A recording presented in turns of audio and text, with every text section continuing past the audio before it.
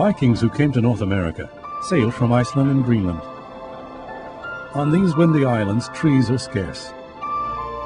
They adapted to the climate by building houses out of sod and stone. When this type of house is excavated, the post holes, fire pits, and remnants of the sod walls are the only remaining features. From these clues, archaeologists can recreate what the houses would have looked like 1,000 years ago.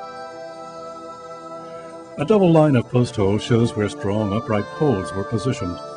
These poles would have supported sturdy cross beams upon which the layers of sod were placed.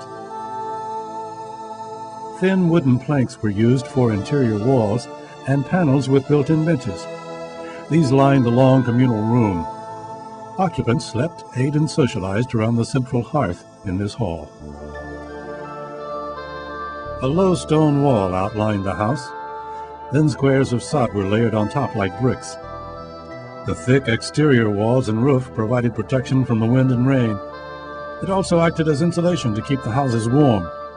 The top layer of the sod continued to grow, making Viking longhouses look like grassy hills. Doorways were always on the long outer walls, typically 2 or 3 doors per longhouse. The size of the doors and height of the roof are based partially on speculation. Skeletal remains suggest Vikings were shorter than people are today.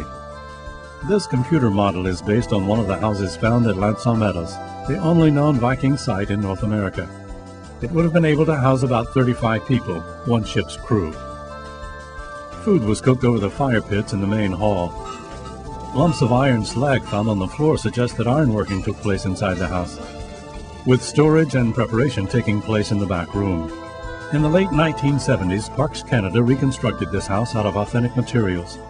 It shows what it would have looked like in the time of the Vikings and allows visitors to walk inside. The recreation sits beside the original foundation. The archaeological remains are located on a windy isthmus close to the water.